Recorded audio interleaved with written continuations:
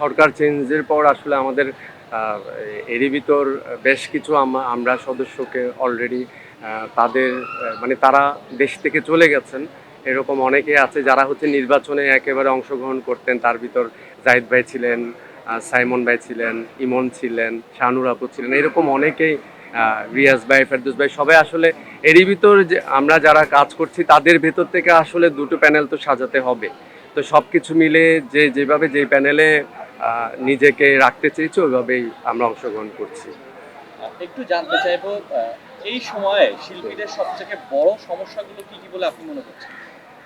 শিল্পীদের সবচেয়ে বড় সমস্যা আমার চলচ্চিত্রের আসলে আমরা যারা গত লাস্ট 10-12 বছর কাজ করছি, তো ইন্ডাস্ট্রির আসলে খরার সময় আমাদের আগমনটা।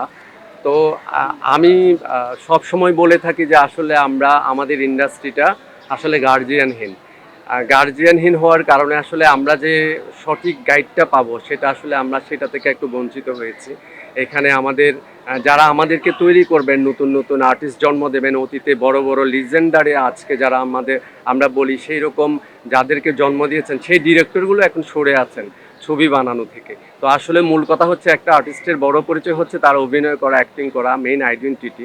সো ওই জায়গাটা যখন সে ইয়ে করতে পারছে না, প্রপারলি সে ইউজ হচ্ছে না এই এই আমাদের চলচ্চিত্রে, তো স্বাভাবিকভাবে আমরা গার্জিয়ানহীন, যে কারণে আসলে বড় সমস্যা আমি মনে করি যে আমরা গার্জিয়ানহীন। আমরা সঠিক গার্জিয়ানটা যদি পেতাম আমরা হয়তো যার যার মানে যোগ্যতা অনুসারে আমরা আমাদের অবস্থান তৈরি করতে পারতাম।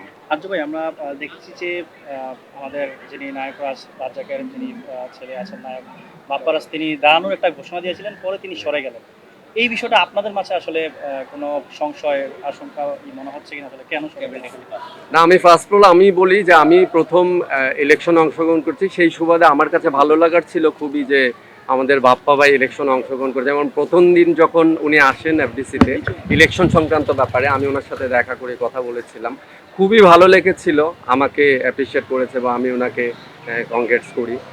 বাট হঠাৎ করে ভাইয়া সরে যাওয়াতে আসলে একটু খারাপ লেগেছে। যদিও বা আমি শিবা ভাই জয় চৌধুরী প্যানেল থেকে করছি, বাপ্পা ভাই মুক্তি আপু প্যানেল থেকে করার কথা ছিল, বাট সরে যাওয়ার কারণে আসলে আমার না আমাদের পুরো ইন্ডাস্ট্রির খারাপ লেগেছে। ভাইয়ারা আসলে আমাদের ইন্ডাস্ট্রির তো আসলে নায়করাজ রাজ্জাক এই ইন্ডাস্ট্রির বাবা মা বলতে পারি। তো সেই ইন্ডাস্ট্রির সেই রাজ্জাক আঙ্কেলের ছেলে বাপ্পারাজ, ওনারাই আসলে এই ইন্ডাস্ট্রির গার্জিয়ান হওয়া উচিত, মালিক হওয়া উচিত।